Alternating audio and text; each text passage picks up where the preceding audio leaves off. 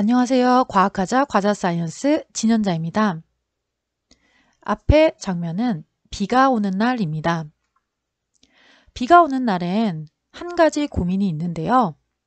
평소에는 괜찮던 머리카락이 비가 오면 왜 더 곱슬거릴까요?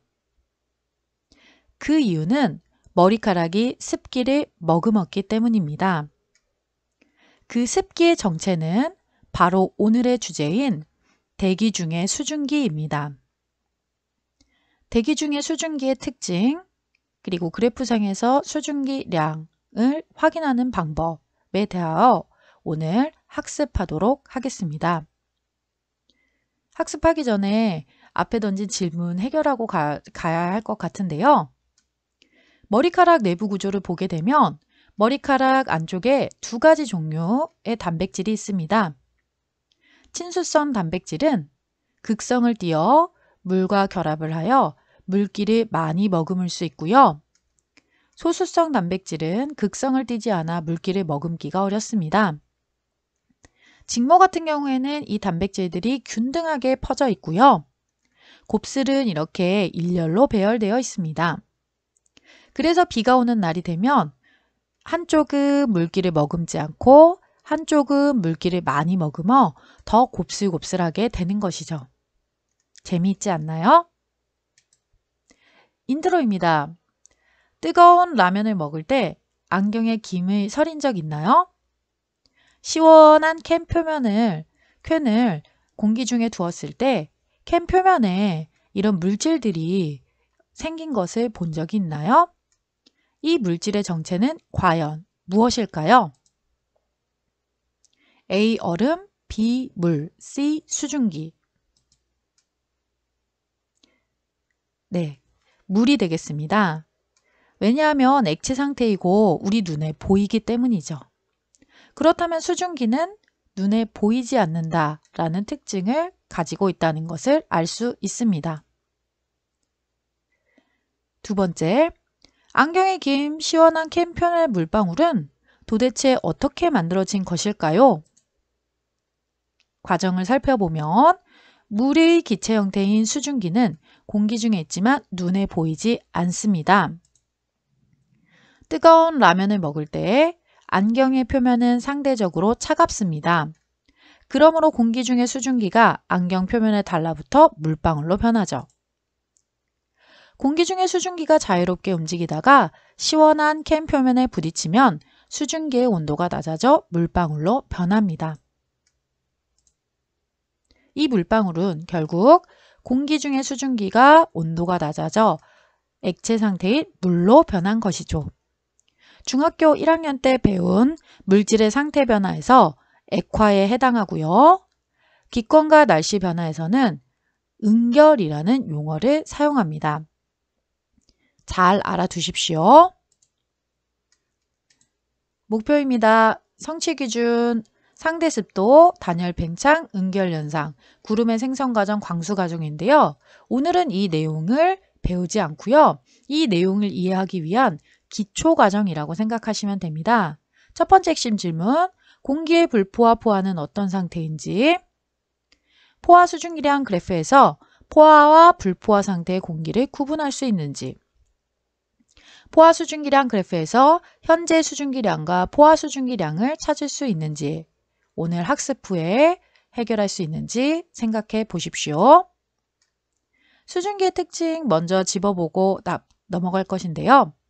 수증기는 일단 눈에 보이지 않고요. 기체 상태입니다. 그렇기 때문에 매우 활발하게 움직인다 라는 특징을 가지고 있고요. 이 공기 중의 수증기는 도대체 어디에서 온 것일까요? 물이 증발하여 만들어진 것입니다. 공기 중에 수증기는 약 0.04% 정도 존재합니다. 실험 하나 설계하여 수증기에 관련된 내용 좀 더 깊게 알아볼 것인데요. 여기 보는 페트리 접시에 물을 담고 수조로 밀폐된 공간을 만듭니다. 그리고 물의 양의 변화를 살펴볼 것인데요. 처음에는 물의 양이 계속 줄어들지만 나중에는 어느 순간 물이 줄어들지 않고 그대로 유지된다라는 것을 볼 수 있었습니다. 밀폐된 공간에 있는 페트리 접시에 물이 일정한 시간이 지난 후에 줄어들지 않는 이유, 과연 무엇일까요? 돋보기 과학입니다. 밀폐된 공간에 그릇에 물을 뜨고 물 분자의 이동을 표현해 보았습니다. 여기 보시면 회색으로 된 것이 물 분자이고요. 화살표가 이동 방향인데 붉은색은 그릇, 물에서 공기 쪽으로 나가는 물 분자이고요. 파란색은 공기에서 그릇으로 들어오는 물 분자입니다. 개수를 세어보시면 나가는 물 분자가 더 많죠? 그래서 물이 계속 줄어드는 증발 현상이 일어납니다. 증발 현상이 일어나는 이유는 그릇 바깥쪽에 있는 공기가 아직 포화되지 않았기 때문에, 즉 불포화 상태이기 때문입니다. 그런데 시간이 지난 후에 나중에 보시면 나가는 물 분자의 수와 들어가는 물 분자의 수가 같아 물의 양의 변화가 없습니다. 이때는 공기가 포화되었기 때문에 이런 현상이 일어나는 것입니다. 한 번 더 정리해 보겠습니다. 불포화 상태는 나가는 분자 수가 더 많고요. 공기가 수증기를 더 포함할 수 있으며 물이 계속 증발이 일어나서 줄어들게 됩니다. 그래서 우리 젖은 빨래를 말려두면 나중에 다 마르게 되죠. 그 이유가 빨래를 말려둔 공간이 아직 불포화 상태여서 빨래에 있던 물기가 계속해서 공기 중으로 나아간다 라고 생각하시면 좋을 것 같습니다. 포화 상태는 나가는 물 분자의 수와 들어가는 물 분자의 수가 같고요. 어떤 공기가 수증기를 최대한 포함하고 있는 상태로 더 이상 수증기를 포함할 수 없어서 물의 양도 줄어들지 않습니다. 그래서 우리가 비 오는 날에 빨래를 널게 되면 잘 마르지 않죠? 그 이유가 공기 중으로 그 빨래에 있던 물기가 공기 중으로 증발이 되어야 하는데 공기가 더 이상 수증기를 포함할 수 없는 포화 상태이기 때문입니다. 이해되시나요? 그래서 이 포화 상태를 좀 더 정량적으로 표현한 그 용어가 있는데요. 포화 수증기량이라는 용어입니다. 이것은 공기 1kg에 들어있는 수증기의 양을 그람 수로 나타낸 것입니다. 그래서 좀 더 그 포화 수증기량에 관하여 그 과정을 살펴보면 첫 번째, 수증기는 기체 상태입니다. 분자의 운동이 굉장히 활발하고요. 그런데 온도가 높아지면 분자의 운동이 더 활발하게 됩니다. 그러므로 기온이 높을수록 포화 수증기량은 증가하게 되는 것이죠. 그래서 다음과 같은 그래프 형태가 나오게 됩니다. 기온에 따라서 수증기량을 플로팅해 놓은 그래프인데요. 여기 보시면 온도가 증가함에 따라서 기온이 증가하면 분자 운동이 증가하여 포함할 수 있는 수증기량도 결국엔 증가하게 됩니다. 이해되시나요? 그래서 이런 모양의 그래프가 나온다라는 것 참고하시고요. 그래프상에서 보시면 붉은색 선 보이시죠? 여기에 공기가 있을 때는 공기가 포화 상태입니다. 그런데 붉은색 선 아래쪽에 있을 때는 공기가 아직 포화되지 않은 상태다 라고 생각하시면 됩니다. 그래프를 단계별로 짚어가면서 해석하는 방법을 이제 알아볼 것인데요. 조금 어려울 수도 있지만 천천히 한번 따라와 주시기 바랍니다. 기온에 따른 수증기량 그래프이고요. 첫 번째는 공기의 상태를 먼저 판별하셔야 됩니다. 선생님이 앞장에서 얘기했듯이 붉은색 선에 있을 때에는 포화 상태, 그 아래쪽에 있을 때는 불포화 상태라고 얘기했죠. 그렇다면 A점 어떤가요? 붉은색 선에 있죠. 그래서 포화 상태입니다. 스텝 2입니다. 기온을 이제 A 공기의 기온을 확인할 것인데요. 이 A점에서 수직으로 아래쪽으로 이동하여 값을 읽어주면 됩니다. 20도입니다. 스텝 3입니다. 포화 수증기량에 대해서 알아볼 것인데요. 붉은색 선에서 왼쪽으로 수평하게 이동하여 값을 읽어주면 됩니다. 현재 붉은색 선에 있죠. 그래서 바로 왼쪽으로 수평하게 이동하여 값을 읽어주면 포화 수증기량이 됩니다. 14g/kg이 됩니다. 즉, 이 A라는 공기는 20도이고요. 이때 공기 1kg에 14g의 수증기를 포함할 수 있다는 이야기입니다. 이해되시나요? 스텝 4입니다. 현재 수증기량. 왼쪽으로 수평하게 이동하시면 됩니다. 이동해 볼까요? 네. 14g/kg이 되죠. 스텝 5 정리입니다. A점은 포화 상태인데요. 이 포화 상태인 공기는 포화 수증기량과 현재 수증기량이 같다는 것을 알 수 있었습니다. 두 번째 상황입니다. B점 일단 확인해 주시고요. 아까랑 다르죠? 일단 스텝 1, 공기 상태 한번 판별해 볼까요? 붉은색 선 포화, 붉은색 선 아래 불포화. 어떤가요? 선 아래에 있기 때문에 불포화이고요. 두 번째 스텝 2, 기온 판별할 것인데요. 점에서 수직으로 아래쪽으로 이동하는 것 기억나죠? 기온값 20도입니다.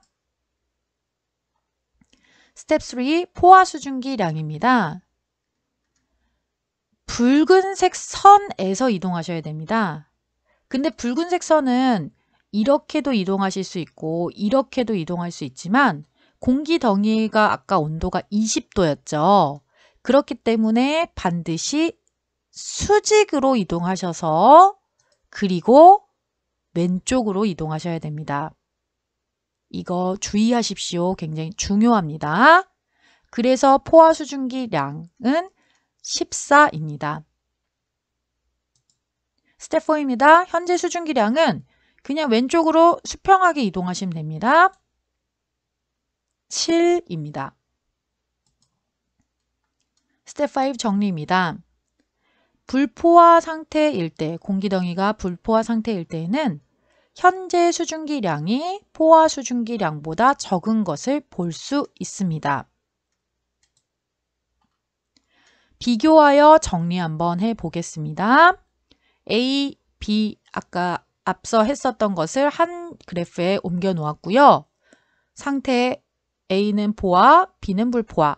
기온은 둘 다 20도, 20도였고요. 온도가 같기 때문에 포화 수증기량이 같다라는 내용 꼭 기억해 두십시오. 그리고 현재 수증기량은 수평으로 이동하면 된다라는 것. 그래서 A는 14, B는 7이 된다라는 것까지 정리하겠습니다. 연습해 볼게요. 그래프 일단 쭉 살펴보아 주세요.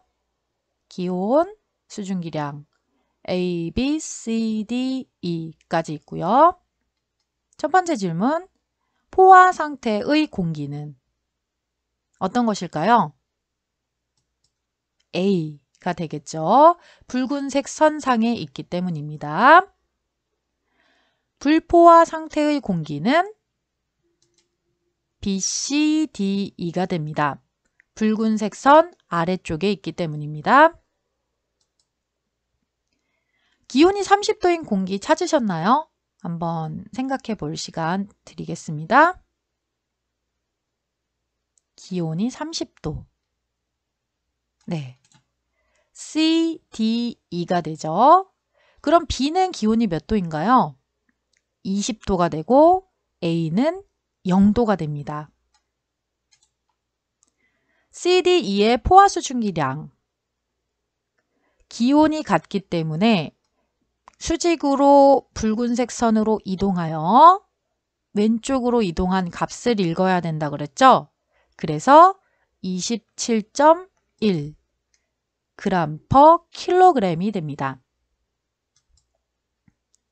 C의 현재 수증기량은 어떻게 될까요? 바로 이동하면 되죠? 14.7 g/kg. D는 7.6 g/kg. E는 3.8 g/kg입니다. 그렇다면 B와 D의 현재 수증기량은 어떤가요? 같죠? 7.6 g/kg으로 같습니다. 공기 A는 포화 수증기량과 현재 수증기량이 어떤가요? A점은 지금 현재 포화 상태이죠. 그래서 현재 수증기량도 3.8, 포화 수증기량도 3.8입니다. 그래서 같다라는 내용입니다. 앞에서 제시한 학습 목표입니다. 학습 목표를 살펴보시고 이해가 되지 않는 부분이 있다면 영상을 반복하여 시청해 주시기 바랍니다. 정리입니다. 공기 중의 수증기는 눈에 보이지 않으며 매우 활발하게 움직입니다. 불포화 상태의 공기는 공기가 수증기를 더 포함할 수 있는 상태이고요. 공기가 불포한 상태인 경우 나가는 물 분자의 수가 더 많다라는 것입니다. 그래서 접시의 물의 양이 줄어드는 증발 현상이 일어납니다. 포화 상태의 공기는 공기가 수증기를 최대로 포함하고 할 수 있는 상태이고요. 공기가 포화 상태일 때는 나가는 물 분자의 수와 들어가는 물 분자의 수가 같습니다. 그래서 물의 양이 줄어들지 않고요. 포화 수증기량의 의미, 공기 1kg이 포함할 수 있는 수증기의 양을 g으로 나타낸 것입니다. 그래프에서 상태 확인하실 수 있나요? 선 위는 과포화, 다음 시간에 배울 것이고요. 선은 포화, 선 아래쪽은 불포화 상태입니다. 그래프 판별하는 방법 정리해 두었는데요. 일단 첫 번째 상태 판별하고요. 두 번째는 수직으로 이동하여 기온값, 세 번째는 붉은색 선에서 수평하게 이동하여 포화 수증기량, 그 상태에서 왼쪽으로 수평하게 이동하여 현재 수증기량을 찾을 수 있다는 내용이었습니다.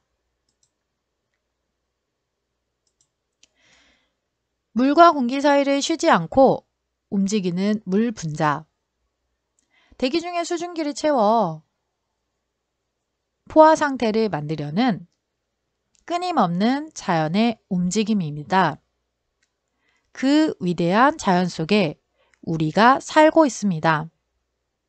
여러분도 계속해서 노력하고 있는 것 알고 있습니다. 화이팅 하십시오.